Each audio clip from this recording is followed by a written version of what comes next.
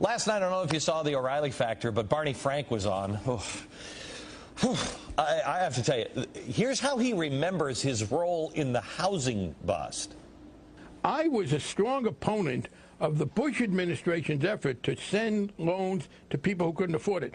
When I wanted to build rental housing for people, which is not the case where the mortgages went bad. I have a consistent record in opposing the Bush administration's pushing, including Fannie Mae and Freddie Mac, into low-interest mortgages that I thought were a mistake. I mean, especially when he tells it like this. I mean, isn't it? I mean, it's really pretty. It's a great story. It's not in the least bit true, but it's a great story, and he told it very well.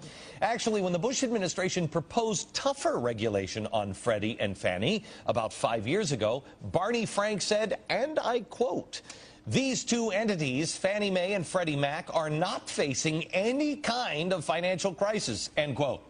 And then in 2003, when the White House warned of, quote, systematic risk for the financial system unless there was stricter regulation of Fannie and Freddie, Frank said, and I quote, "I do think I do not want the same kind of focus on safety and soundness that we have in the OCC, Office of the Comptroller of the Currency, and OTS, Office of Thrift Supervision.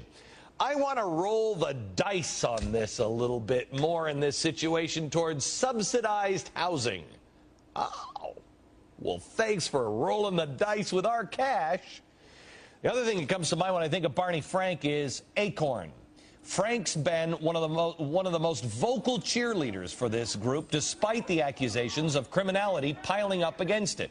Tonight, we look at the next chapter in our ACORN series. This time, we're taking a trip around the world.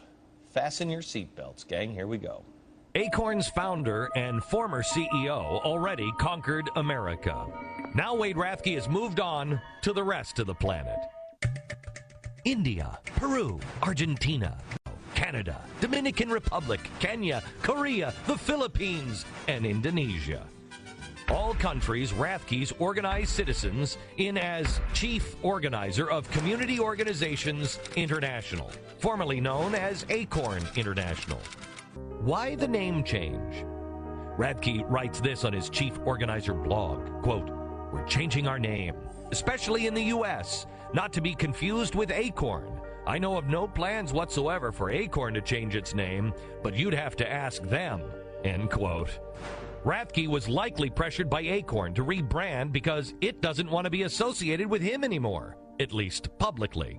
Remember, Wade was fired last year after an 8-year cover-up of his brother Dale's $1 million embezzlement. His wife, however, Beth Butler, remains on ACORN's senior staff, and both of their 2 children now work for the organization. Name change or not, the group formerly known as ACORN International remains an ACORN entity. And if allegations are true that money is being funneled between the 200 ACORN affiliates, then Rathke still has access to American taxpayer and donor dollars. And who knows if they're being spent overseas. Matthew Vadam of the Capital Research Center calls Rathke a, quote, organizational genius who deliberately designed the ACORN network to be a complex maze of affiliates, end quote. He says Rathke is really the only person who knows how it all works. But CC may have a clue as well. CCI, Citizens Consulting, Inc., is basically the financial nerve center for ACORN and all its entities. Michael McCrae and Charles Turner, both 2 former board members who have sued CCI to open its books. Turner calls it one giant shell game. This is where the shell game begins. ACORN has over 200 different entities that the money gets moved around to. For this purpose, for that purpose, this organization to that organization. We believe in the way the money has been moved around. They've been laundering money.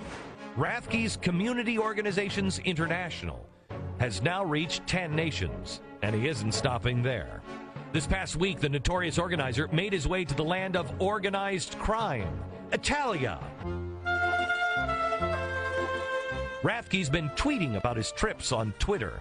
Here's a tweet from Sicily. People want to learn our model and organize. Well, what is that model?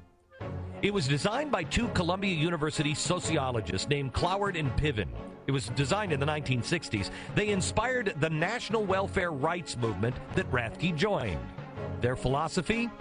You can foment real social change if you break the backs of government by demanding too much, hence destabilizing and reestablishing another government.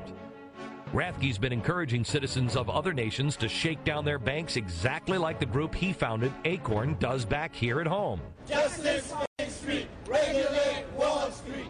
The shakedowns here played a pivotal role in the collapse of the housing market, which led to the near collapse of our economy. A current ACORN member believes they approach disenfranchised people, give them a false premise, inaccurate information, and motivate them to attack something. The member says, this time it's industry. The next time, it's the American Constitution. On his blog yesterday, Rathke responded to the recent string of negative coverage of him in the media, saying, quote, I'm just an organizer of lower-income families. I'm not someone on either side of the fence with an axe to grind. So now, what a surprise, he's claiming to be the victim.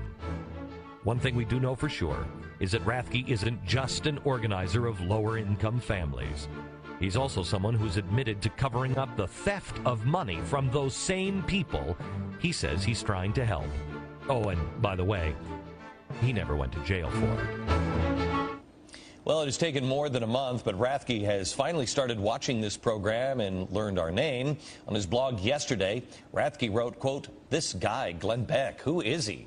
Seems to have been on this like white on rice, arguing that he had predicted something, though he seems to have been 100% off base. Really? 100%? Really?